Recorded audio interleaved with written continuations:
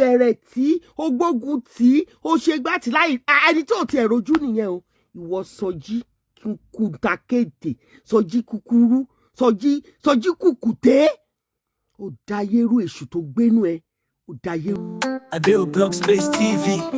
láìsẹ̀ ẹ̀kọ́ fún gbogbo nǹkan gist taking for the border. Láàárọ̀ èmi ò ní jẹ́ kí July yìí lọ láì máa sọ̀rọ̀ Sọjí ọlọ́wọ́ gbọgbọrọ Sọjí ọlọ́wọ́ kúkúkú Sọjí kùtàkété Sọjí tó kúrú Sọjí tó jẹ́ wípé èèyàn burúkú pìlísì mi ní jẹ́ kí July lọ mo fẹ́ kí gbogbo wa rántí pé ní last year July 12 or 14 to be precise Aki káwọ padà sí Bra orí Sọjí channel Below Space àbúrò TV rẹ̀ ibi tí a ti ó mú rán gist Sọjí entertainment lọ wá fún sí yín ní ẹ̀wọ̀n. ọlọ́kan òjọ̀ kan mo fẹ́ kí gbogbo wa ká èyí mọ̀ tá a tó tún gbé wá fa tọ̀tẹ̀ yìí ó tún ìdí lé kínka tí Sọjí fi láti ó lọ lágbára ó sẹ́wọ̀n kọjá bẹ́ẹ̀. nísìnyí olóba sọ ayé èèyàn bàjẹ́ ayé ẹ̀ bàjẹ́ sórí Facebook ẹ̀ sí rẹ̀ ẹ wo Sọjí ibi tó wà lónìí kò tiẹ̀ lè sọ̀rọ̀ kọ́mẹ̀ntì gan ẹ̀kan kan tó bá kọ́mẹ̀ntì gan owó ẹ̀ máa kọ́lẹ̀ ni tábàlẹ̀ tí ń gbọ́ ẹ má gbàgbé kẹ́ ẹ bá wa subscribe ẹ bá wa subscribe ẹ bá wa like ó ṣe ẹ bá wa comment ẹ bá Bobby wa J mo mọ̀ share. pé o máa rántí yes he was sentenced on July 14 last year ó dẹ̀ yẹ ká sọ̀rọ̀ yẹn àtúnsọ ní next year àtúnsọ ní 2026 àtúnsọ títí tó fi máa pọ́dún mẹ́wàá Sọjí mo forgive ẹ ṣùgbọ́n mi ò lè forget kí kọ́kọ́ bẹ̀rẹ̀ níbẹ̀ yẹn ṣé ẹ mọ̀ wípé Sọjí ó wà lára àwọn tó jẹ́ wípé orílẹ̀ gbẹ́ Esabod lẹ́yìn gan ni orílẹ̀ fún Esabod ní spirit of entitlement ní orí Facebook yìí Sọjí ọlọ́wọ́ gbọgbọrọ ó wà láàrin wọn kò sí kankan tó mú Sọjí wá sórí Facebook so gẹ́gẹ́ bí mo ṣe ń sọ lọ a lè ṣe ká má rántí àwọn iṣẹ́ ibi tí Sọjí ọlọ́wọ́ gbọgbọrọ ṣe Sọjí ọlọ́wọ́ gbọgbọrọ wá sí orí ìkànnì yìí láti wá bà ti àwọn obìnrin jẹ́ mẹ́ra bá tara mi tì mẹ́ra gbógun tira mi mẹ́ra ṣàṣe dànù mẹ́ra mi ò ní báyé mi jẹ́ Sọjí báyé ara ẹ̀ jẹ́ ó bà gbogbo fámìlì ẹ̀ jẹ́ ó báyé ìran ẹ̀ jẹ́ ìwọ gọ́gọ́ ló fún Esther Aboderin ní spirit of entitlement jù ní orí ìkànnì yìí Sọjí kò sẹ́ni tó fà ẹ́ sínú fracas ó jí láàárọ̀ ọjọ́ kan ló gbé bíbélì ọ̀ràn dání tó bẹ̀rẹ̀ sí ní wàásù òdì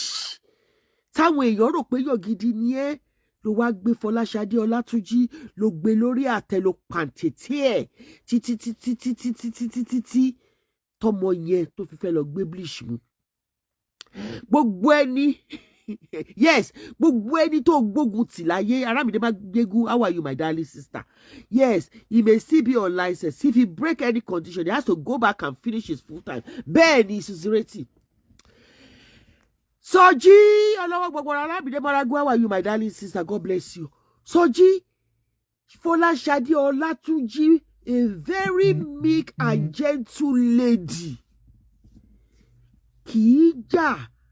ó lè bínú ó lè sọ̀rọ̀ ṣùṣùṣùṣù pọ̀ síbẹ̀ ló tọ́ sí ọmọ yẹn bá rẹ̀ nínú Facebook fracas ó wá pàtẹ́ ẹ̀ ó lọ kó àsí ẹ̀ ó lọ fẹ́ bá gba lọ́ọ̀yà justice for Fọláṣadé Ọlátúnjí bó ṣe gba gbogbo owó sínú sàtándà nìyẹn tó kówó ẹnì kankan fún ó jẹ ó mú ó fi búrẹ́dì ìwọ ló kọ́kọ́ jalè lórí ìkànnì yìí ìwọ ló lè àkọ́kọ́ lórí ìkànnì yìí lẹ́yìn ìgbà yẹn ó mú kéèsì Fọláṣadé yẹn ó máa ń yọ lẹ́ẹ̀kọ̀ọ̀kan ó gbé àǹtí Àbíkẹ́ ìyálóde Erelu Victoria Halley ó gbé hánu kò sí ohun tó sọ ń pa ẹ̀ débi pé obìnrin yẹn dúró sínú iwájú mìíràn lọ́jọ́ kan wọ́n sì bú sẹ́kún pé àbí èmi tí mò ń jẹ́ Àbíkẹ́ Adé tí mo máa ń sọ̀rọ̀ lórí Naija FM àbẹ́bí náà kọ́ lélẹ́yìn ni wọ́n wora wọn báyìí wọ́n tún jára wọn lẹ́ẹ̀kan náà pẹ̀lú gbogbo irọ́ tó pamọ́ wọn nípa Páyọ̀sí o wọ́n ṣe jówó Páyọ̀sí o wọ́n ṣe fẹ́ abẹ̀rù àgbà o tán fẹ́ abẹ̀rù àgbà tán fẹ́ tó pè wọ́n ní ìkan àlejò ìwọ àtẹ́sábọ̀ tẹ́ṣá ìwọ ló ń ti ọ̀rọ̀ sí gbogbo tí èèyàn mọ̀ wàá máa ṣèwádìí irọ́ káàkiri ó kúrò ń bẹ̀ ó bọ́ sí ọ̀dọ̀ ọ̀rẹ́ mi Kẹ́mi Àjàyí ò ṣẹ́ ó mú ó pàtẹ́ Kẹ́mi Àjàyí àti late husband ẹ̀ ò gbé sórí ìkànnì yìí ó ṣe títí ló tún padà lọ sọ́dọ̀ Fọláṣadé Ọlátúnjí ló ní kí Fọláṣadé wá búra tó o bá ṣe modo ní mo dó Fọláṣadé débi pé Fọláṣadé lọ gbé bleach ó fẹ́ ó mú ó tiẹ̀ mú ni kì í ṣe pé ó fẹ́ mú Fọláṣadé yẹn lónìí òun ló ti di mental nurse yẹn àǹtí Àbíkẹ́ wọ́n ti di senior manager band 8+. Kẹ́mi Àjàyí band 7+. Mélòó ni mo fẹ́ kà nínú àwọn tó gbé sáré ó tún lọ ṣàràṣà ó Tókunbọ̀ Ọlágbájú lọ́ọ̀yà Tókunbọ̀ Ọlágbájú ṣàbí Ayégbájú ni ẹni ẹlẹ́ni tí ò bá wá sí nínú fracas ó gbé dìde orúkọ báyìí ló ń jẹ́ ìgbà báyìí ló bẹ̀rẹ̀ kinní kan ló lọ ṣàrà ló tún padà sórí Tókunbọ̀ Abọ́dẹrìn torí lè yóò kì í ṣe fracas ló gbé Tókunbọ̀ sáré bí Tókunbọ̀ ṣe bẹ̀rẹ̀ sí ní ìwọ ló kọ́kọ́ gbé wá Tókunbọ̀ ó ti mú kọ́ńpìnì ẹ̀ ó ti bàjẹ́ ó lè ní ó ń gbowó ìjọba Tókunbọ̀ bẹ́ẹ̀ ló ṣe ó tún kúrò lórí ìyẹn ló kúrò sórí ìyẹn ló bẹ̀rẹ̀ lórí Àbíkẹ́ Jagaba ìwọ dùn Àbíkẹ́ o.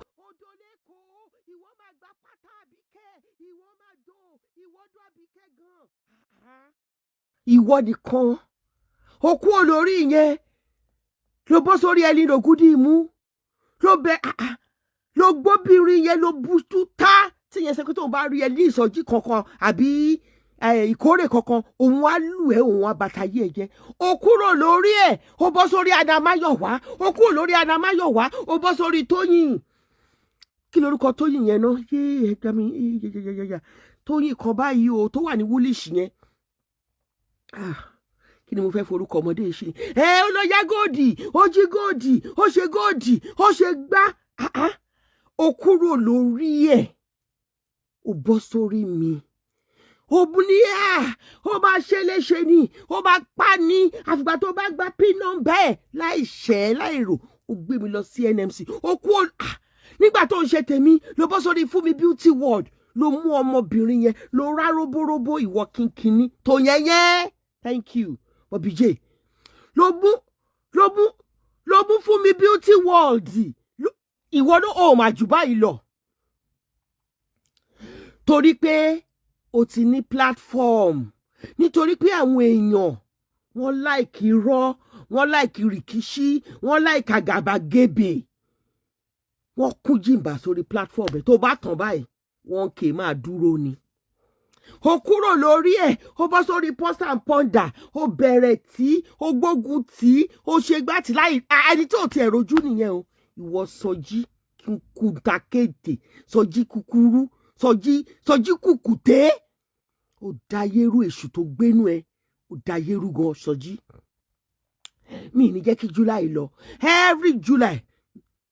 gbogbo ṣe ń jẹ́ tọ́lọ́hún ni màá máa fún ẹ jẹ tó dẹ̀ yẹ pé tiẹ̀ wà lára ẹ̀ Sọjí ìwọ tí ìyá rí tó sá ìyá ẹ̀ òkú kò ṣe pé kú ó gbé ẹ sílẹ̀ ní ọmọ ìbànújẹ́ ló jẹ́ bí ẹ ti parí ẹ̀ níbo ni mo ti dé Bobby J níbo ni mo ti dé mi ti dé eégún ńlá ló kẹ́yìn ìgbàlẹ̀ ní ọ̀rọ̀ Lizzy Anjorin máa jẹ́ kò sí èèyàn kankan tó ṣẹ̀ ẹ́ wọn ò mú orúkọ ẹ kọ́ tìdí sọ wípé bẹ́ẹ̀ ni kọ́ tìdí sọ pé orúkọ yìí ó kàn fly wá sórí íńtánẹ̀tì káyé pé èèyàn kan búlì ẹ ó wá sórí íńtánẹ̀tì ó di tẹ́rọ̀ ó di búlì kalẹ̀ ó mú ọkú dàpọ̀ nígbà tó kú tán olókùnrin yẹn ò lè ṣe ó ní gbogbo àwọn ọmọ tó bí síta ọlọ́mọ àlè ni wọ́n ọlẹ́ṣinú ìwé ni Sọjí ó bàtàyé èèyàn jẹ́ púpọ̀ alàgbà ògúngún ilé àbọ̀dù tó gbé tó sọ dèèyàn gidi òun dà lónìí níbo ni ó ti bọ́ sórí platform mi ó ti ń jẹyìn ó ti ń jábàlà Sọjí ó bàtàyé èèyàn jẹ́ despite the fact pé wọ́n mọ̀ ìyàwó ẹ everybody fi sílẹ̀ wọ́n fi ìyàwó ẹ sílẹ̀ ojú wa ló bẹ̀rẹ̀ nọ́ọ̀sìn ojú wa ló ka nọ́ọ̀sìn tán ojú wa ló bẹ̀rẹ̀ iṣẹ́ kò sẹ́ni gbógun tì í ìyàwó ẹ lórí Facebook yìí ó lóyún ó bímọ láyọ̀ àwọn ọmọ ẹ dàgbà kò sẹ́ni tó gbógun tì ẹ́ ṣùgbọ́n ìwọ gbógun tì yàn ó gbógun tì mí títí ó gbórúkọ mi lọ sí NMC láìṣẹ́ láìrò Sọjí olóò máa gba oúnjẹ lẹ́nu ẹ̀ ṣèbí nọ́ọ̀sì yẹn ló ṣe tínú ẹ̀ ṣe ń dùn olóò máa gba oúnjẹ lẹ́nu mi alàgbà ògúnbílé ẹ̀dà báyìí lónìí tó ń kó gbogbo questions sí ògbókùnrin bàbá Sele tó ń ṣe tiẹ̀ tó ń wá ìyàwó káàkiri orí Facebook Sọjí èyí tó wá ṣe tó bu ẹ lọ́wọ́ gbà ẹnu ìṣó wà bẹ́ẹ̀ o ẹnu ìṣó ò dá sí ẹ èmi tẹnu ìṣó wá bá lélẹ́yìí ẹ gbọ́ pé ẹnu ìṣó wá bá mi báyìí ẹ bá yọ ṣọ́kà ẹni ẹnu ìṣó má kó kankan fún mọ́ o má ṣe torí pé tẹ bá fi ọmọ yẹn sílẹ̀ tí ẹ fi ẹnu ìṣó sílẹ̀ bí ẹ̀mí yẹn ṣe darí ẹ̀ ni kéèsì ẹ̀ ò ní rí báyìí ayé ẹ̀ á ti dáa èyí táyé ayé ẹnu ìṣó tó polúkúrú muṣú nítorí irú àwa báyìí a kì í bàtà yé èèyàn jẹ́ a lè sọ̀rọ̀ nípa ẹ̀ n tá a bá gbọ́ nípa ẹ̀ ṣùgbọ́n àní sọ́jọ́ ọ̀sẹ̀ kan pẹ́ jù Sọjí ìwọ àti Dorcas lẹ́gbìmọ̀pọ̀ lẹ fọ́ọ̀mù triangle pẹ̀lú ẹnu ìṣó lẹ́nu ẹ̀ fẹ́ báyé Lizzy Anjorin jẹ́ Lizzy Anjorin tó ṣẹ̀ṣẹ̀ bímọ gbogbo wa náà la gbé sáré ṣùgbọ́n orú àwa abiyamọ ni wá mo wò pé ó tó gẹ́ẹ́ kéèsì yẹn ò bá ti die down ẹ kọwọ́ bọ̀ lójú ìwọ àti Dorcas fi powó inú ẹ̀ náà dùn ṣìkì ẹ wò lónìí báyìí ó sá kiri ìwọ náà ibo ló wà lónìí Sọjí ẹnu ìṣótẹ náà ń gbèjà ibo ló wà tó lánú ẹ gbàgà ọmọ Lizzy Anjorin ò tí ì pòṣù kan tó kọ́kọ́ fi ré tàná wá fi ré báyìí yes èmi gan mo lè forgive ṣé mi gan forgive bí mo ṣe ń sọ ilé ẹ rí pé ara ń ta mí ni ìyálóde Erelu Victoria Ali tí bá ronú nǹkan tó tiẹ̀ fi yín ṣe ṣé ẹ mọ̀ pé gbogbo ìjà tí mo jà lórí Facebook yìí ìtọ́jú ló kọ̀ sí gbogbo ẹ̀ nítorí pé bó ṣe máa ń mú àwọn obìnrin inú mi ò kí ń dùn sí especially nígbà tó bẹ̀rẹ̀ pẹ̀lú ọ̀rọ̀ yín Sọjí ìwọ́dà lónìí ó ti dé ewúrẹ́ jẹlẹ́jẹyé ó ti dé àgùntàn jẹmọjẹmọ iwájú ò ṣe é lọ fún ẹ̀yìn ò ṣe é lọ fún ẹ àárín ò ṣe é padà sí ìyàwó ẹ wá jókòó lé ẹ lórí ó sọ̀rọ̀ ẹ̀dọ̀ bá àwọn ọmọ ẹ wọ́n kọ́wọ́ gún ẹ nímú nínú ilé ó wá di bọ̀yìbọ̀yì Sọjí Olowogbogboro ẹ̀sìn àgbáyé ni màmá rán wọn létí ṣá ìwà burúkú tó ṣe lórí ìkànnì ó tọwọ́ bọ inú ayé Lizzy Anjorin ó lọ wá àwọn former boyfriend ẹ̀ ó gbóhùn wọn sílẹ̀ ó lọ ṣe gbá ibi tí wọ́n sì yẹ ẹ̀ sí ẹlẹ́ẹ̀rí ṣọ́ọ̀bù ẹ̀ ẹlẹ́ṣẹ̀ lè gbé kéèsì kalẹ̀ nígbà tó gbáyìndà nǹkan rere ti bàjẹ́ tán tírú àwa yóò bá dá forgive àti Lizzy Anjorin takọ ní ẹjẹ adáríjì ìwà Ọlọ́run ò wá ní dá ẹjọ́ fún ẹ bó ṣe dá ẹ Ọlọ́run dá ẹjọ́ náà fún ẹ ẹ̀sìn ẹ máa pọ̀ o gbogbo nǹkan tó gbèmọ̀ fún àwọn ènìyàn pátá òun ló ṣẹlẹ̀ sí ẹ káwa Yorùbá Kàrèbọ́láńlé Adégbénró gbogbo tó gbàdúrà fún àwọn èèyàn pátá nílé ayé òun ló ṣẹlẹ̀ sí ẹ o fẹ́ gbàjẹ́ lẹ́nu èèyàn lọ́run gba ìjẹ lẹ́nu ẹ o lọ sí prison o fi aṣọ péńpé o fi roko ọba àwọn ọmọ ẹdọmọ lọ́mọ fún oṣù 6 ìyàwó ẹ Abigail orin rẹgbẹrẹgbẹ káàkiri wọn do lẹ́sẹ̀ títì ìwọ gan pàápàá wá dé o wá rí ṣákúọ àwẹ̀ ò dáa ò bá dùn. How are you? Ọmọ mi láti France tó ṣe jèrè thank you for the prayer every day. O rí bá ti ṣe o rọ́nà gbégbà bàbá ẹ ó pè ẹ́ lọ́mọ ìbànújẹ́ ó mú kí n kọ́lá ó fẹ́ ba yí ẹ̀jẹ̀ ọkùnrin yẹn ó gba rẹ̀ lọ́wọ́ ẹ̀ ni nígbà tó ń fẹ́ ọmọ màmá Rosemary yẹn okó tì í ọ̀bàyéjẹ́ ni ẹ́ ẹ̀yin tíìmù mẹ́ta ìwọ Sọjí Dorcas Adéyínká àti Abe Rufus ẹ̀yin mẹ́tẹ̀ẹ̀ta yẹn atrocity tẹ cause ní orí Facebook yìí kì í ṣe dáadáa ó kúrò bẹ́ẹ̀ ó bọ́ sórí ọmọ wọnú ọlá ó mú ọmọ yẹn ó jẹ́ kí beast inú ẹ̀ kó jáde inú ẹ̀ dùn gbà tí wọ́n gbé wọnú ọlá tí wọ́n tó gbé wọnú ọlá lọ sí kóòtù inú ẹ̀ dùn ayọ̀ ẹ̀ kún ọmọ pé tí ẹ̀ ń bọ̀ ọmọ táwa sharp ọmọ táwa sharp tí kì í ṣàbíamọ tó jẹ́ pé abíagbá ni tó gbé ẹ sílẹ̀ tó fi ẹ́ sọ̀kọ̀ tó jẹ́ pé àwọn obìnrin tí bàbá ẹ̀ ń kó káàkiri ló ń fọwọ́ tọ́ ẹ lórí títí tó fi ẹ́ di àdìmẹ́rù wá sílùú òyìnbó ọmọ gbogbo èèyàn lọ sílùú òyìnbó ṣoríire ṣorí burúkú Sọjí ìbànújẹ́ ló jẹ́ láàrin àwùjọ Sẹ̀lẹ̀ ìbànújẹ́ ló jẹ́ kó o tọ́ sí ẹni tó lè gbà pè ní ọmọ Celestial nítorí pé kí ni bó o ṣe ń gbé àwọn pásítọ̀ wọn wá ló ń gbé olùṣọ́ àgùntàn wọn wá ló wá ń bayé wọn jẹ́ lórí Facebook yìí ẹ bá mi share ètò yẹn jẹ́ kó wọ ìgboro ayé lọ kó kàn Sọjí ọmọ ìbànújẹ́ ọmọ èpè ọmọ tí ó jẹ́ wípé abiyamọ ń ṣépè fún ẹ jẹ́ kó wọlé ayé ẹ lọ Sọjí ò wá mọ̀ yìí pé ẹni gbèrú kà láyé ọmọ rẹ̀ á jẹ aya rẹ̀ á jẹ òun náà á wẹ̀wù ẹ̀ṣẹ̀ á wẹ̀wù ìkà nìyẹn ọ̀dájú ẹ̀yin mẹ́ta yẹn Dorcas Adéyínká Sọjí Olowogbogboro Abe Rufus tó jẹ́ arọ kéṣe ẹ̀yin mẹ́ta yẹn ìwà tẹ wù lórí Facebook yìí Ọlọ́run nìkan ló lè dáríjì yìí Ọlọ́run nìkan ló lè dáríjì yìí ẹ ní ẹ̀mí ìdáríjì àfi kẹ́ ẹ bá tèèyàn jẹ́ bẹ́ẹ̀ ṣe ń dáná sí lábẹ́ lẹ́ẹ̀ máa rúgbó lókè Sọjí eléyìí á lọ láwú ó lọ tèfètèfè mélòó la fẹ́ sọ la fẹ́ kà nínú eyín Adépèlé òmu títí òmu fún mi beauty world ó rá roborobo títí ó land hospital òmu gbẹmí ògúdì imú ó rá roborobo àgbà tó lóun máa lù ẹ́ lálùrìn òmu Adébímpé Alasoadura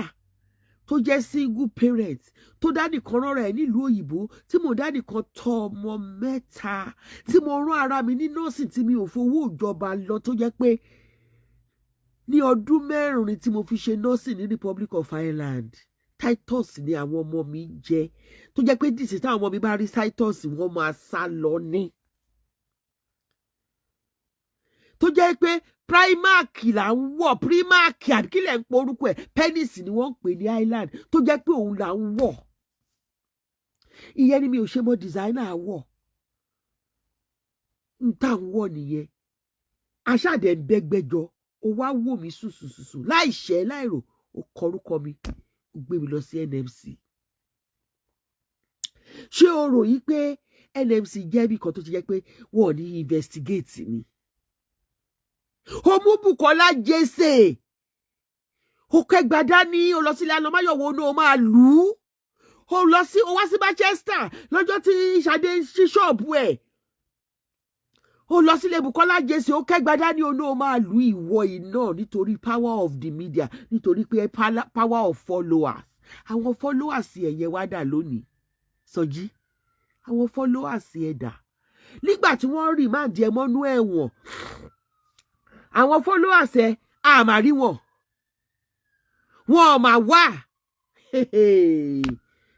àmàrí alàgbà òbí bulé àmàrí alájà mo ṣe bọ́lá tán gbogbo àwọn tó máa ń pè nìyẹn a máa rí Kẹ́mi ẹlẹ́wọ̀n àgàn yìí kí ló Suzira rosi resi àbí resi rosi tó máa ń pè a máa rí wọn mọ̀ wọ́n máa ti san lọ bí orí tán sangi ìyẹn ló jẹ́ kán sọ fún ẹ pé ló ń jẹ́ pé sójà go sójà come ló ní ilé ayé ìgbà kan ò lọ bí òréré ìyẹn ló jẹ́ kí n máa sọ fún ẹ yí pé current champion la rí no champion forever Suzy Rosi àárí Suzy Rosi mọ́ gbogbo àwọn tó ń tì ẹ́ ṣiṣẹ́ gbà yẹn nìyẹn àárí wọn mọ́ ẹjọ́ ẹ̀yin èèyàn mi ẹ má jẹ́ kí the fame tí a acquire ní orí social media ẹ má jẹ́ kó sọ wá di ẹni burúkú wo ohun tó sọ Lizzy Anjorin dà ẹ fẹ́ bàtàyé ọmọ yẹn jẹ́ ni tó bá jẹ́ pé Lizzy Anjorin ò strong tí ó bá jẹ́ pé Ọlọ́run wà pẹ̀lú ẹ̀ tí ó bá jẹ́ pé irú àwa revert táwa dúró tì í tó dé pé ọmọ yẹn gan ẹnu ẹ̀ ta fúnra rẹ̀ ibo ni ò bá wà lónìí ẹ fẹ́ kó lé ọkọ ẹ̀ lọ ẹ fẹ́ kó lé Àríkẹ́ lọ ṣẹ́yìn rẹ́dí àti bá ṣiṣẹ́ ni Lizzy Anjorin wọ́n ti gbalé lọ́wọ́ ẹ̀ ọkọ ẹ̀ ti lọ àwọn ìyàwó ọkọ ẹ̀ àlùbọ́sà ló ń tà mọ́ínmọ́ín ló ń tà igbá ló ń tà àlùbọ́sà yẹn gan ló ń tà jù iṣẹ́ tèmi fẹ́ máa ṣe ń sìn ní kí n máa lọ sí Sokoto kí n ní àwọn kó pé ẹ lóòdù tírélà 10 pẹ̀lú àlùbọ́sà ẹgbẹ́ lọ my 12 wọn ẹ lè lówó tó mi ata ló ń tà jù àwọn gold lẹ ń sọ̀rọ̀ ń pa ẹ̀yẹn kì í ṣe gold tá à ń fi sétí àwọn tó yẹ pé kò ṣeé má ní àgbùdọ̀ máa ṣàìjẹ wọ́n yes Bọ́lá ti di Aláyọ̀mí rí gbogbo àwọn wọ̀nyẹn ti change profile wọ́n wà ń bí wọ́n wò mí sísírẹ́tì ń bẹ́ ń bí ó ń wò mí Arọ́kẹ́ṣe gan ò lè fi mí lẹ̀ tó bá jẹ́ pé mò ń bá Arọ́kẹ́ṣe ṣe ní báyìí á ní kó mọ tí madam Adébímpé Alasoadura á náà ló ń supply gbogbo oúnjẹ Sodiq class captain Warriors how are you lòun ló ń supply gbogbo oúnjẹ òun ló ń gbóúnjẹ fún wọn òun ló ń kóúnjẹ wá òun ló ń gbé ẹ̀gànyìn ráìsì wá òun ló ń gbé kinní wá. àwọn abatẹnijẹ́ àwọn aríre lọ́wọ́ ẹni dáre nù àwọn ẹni àìjírí ẹni àìjíkò àwọn àrògìdìgbà mẹ́ta táyé wọn máa bàjẹ́ sórí Facebook Arọ́kẹ́ṣe Dorcas Adéyínká àti Soji ẹwọ yẹ Dorcas náà gbogbo àwọn olóyè ló bó owó tí ẹ jọyè kankan owó tí ẹ jọyè owó tí ẹ ṣe owó tí ẹ mọ̀ ọjọ́ tó doyè ọjọ́ kejì náà kánkọọfù sí lọ́wọ́ bó bá jẹyàn kan nìyẹn ojoojúmọ́ ni ó máa fi irú ẹni bẹ́ẹ̀ ṣẹ̀sín ní orí torí pé wọ́n ní platform tó rán ní platform ńlá ẹ fi platform yín ṣe nǹkan kan Dorcas Adéyínká ó kọ́lé fún yàn ṣówó ẹ̀ ló fi kọ́lé ibo ló ti rówó ó kálé ó táyé yẹn ṣe ó táyé àlìgé ṣe ó táyé kìíní kan ṣe ìbọn ọ̀tá kan tó bí Dorcas làwa ti ń tún ayé èèyàn ṣe làwa ti ń ṣe charity láti ń ṣe NGO ní pépà tí ń gbé wá.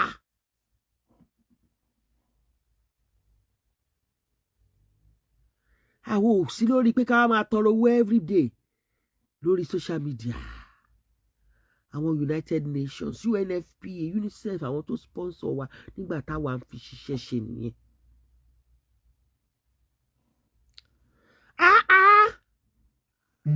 Sọjí ọlọ́wọ́ kúkúkú ayé ẹ má bàjẹ́ gan ni o àtiwọ́ àtàwọn kó ọ̀tẹ̀. mo dúró síbí gẹ́gẹ́ bí ikọ̀ àtìríjọ Ọlọ́run ní àárọ̀ yìí mo lálàrí mọ́jú ni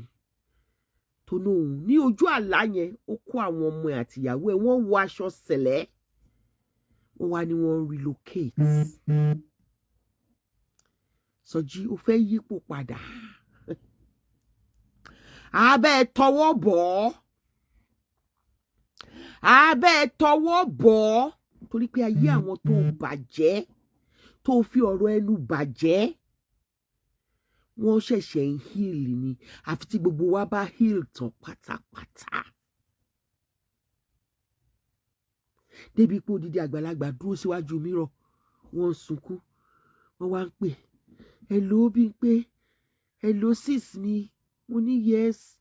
àǹtí kí ló ṣẹlẹ̀ àwọn ò mọ̀ bóyá àwọn ni mọ́ ni ṣé òun àwọn ṣàlẹ̀ àwọn mo ní ẹyin náà ni iwájú mìíràn làwọn wà àwọn ń wóra àwọn gbogbo ń tán lẹ̀ mọ́ àwọn lára yìí àwọn ò jẹ́ bẹ́ẹ̀. Tí ò bá ń ṣe àwọn tí à ń dìde fún Maureen Bádéjọ bó ṣe ba yí ẹ̀jẹ̀ náà nìyẹn. Ó kúrò lórí yẹn ó bẹ̀rẹ̀ lórí àwọn èèyàn àwọn man of man àwọn god of men tó jẹ́ pé ó wà baseless nígbà yẹn. Ṣùgbọ́n eléyìí tó bú ẹ lọ́wọ́ jù pátápátá òun lọ̀rọ̀ Lizzy Anjorin. Kì í dẹ̀ ṣe ọ̀rọ̀ Lizzy Anjorin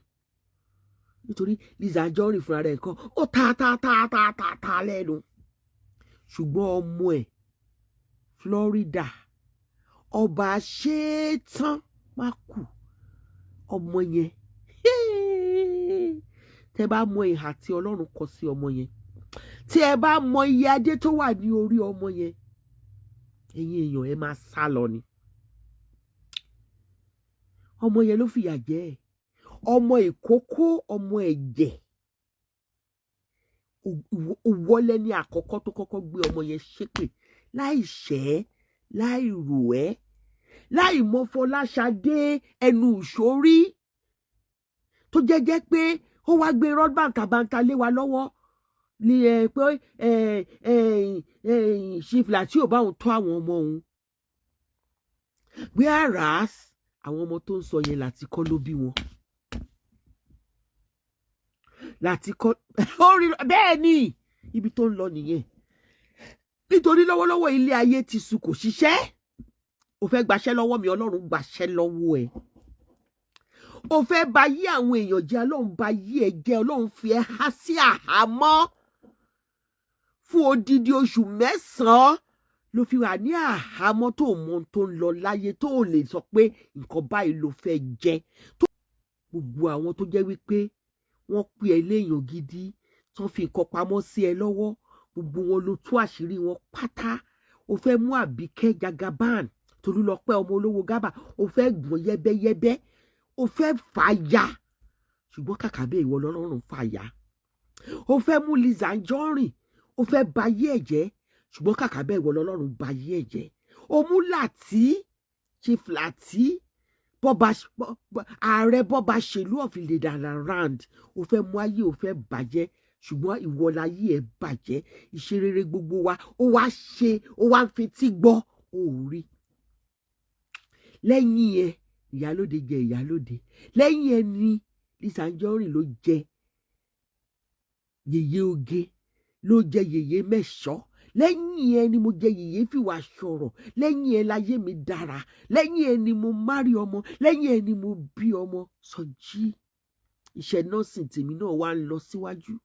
ó wá ń lọ síwájú ni wọ́n fèmí náà ni wọ́n fi mí jẹ olórí gbogbo àwọn nọ́ọ̀sì tó ń ṣiṣẹ́ lálẹ́ níbi tí mo ti ń ṣiṣẹ́. Ìtàn ikọ́ wa wípé ẹ jọ̀ọ́ ẹ mojú àwa bloggers wọn gbẹ́jọ́ wá sọ́dọ̀ wa tá a bá ti ṣẹjọ́ yẹn lọ́jọ́ méjì ẹ wo bébí ṣe máa ṣe kéèsì lọ́jọ́ méjì mẹ́ta tí mo ti fọ́ọ̀mù opinion mi mo jù wọ́n lẹ́ni ẹ̀wọ̀n tí bá ti hear opinion mi síta tí wọ́n ti gbé e lọ ó ti tán nìyẹn mo tún ti mú nǹkan mi tí mi ò bá dẹ̀ rí nǹkan mi ṣe máa face day job mi.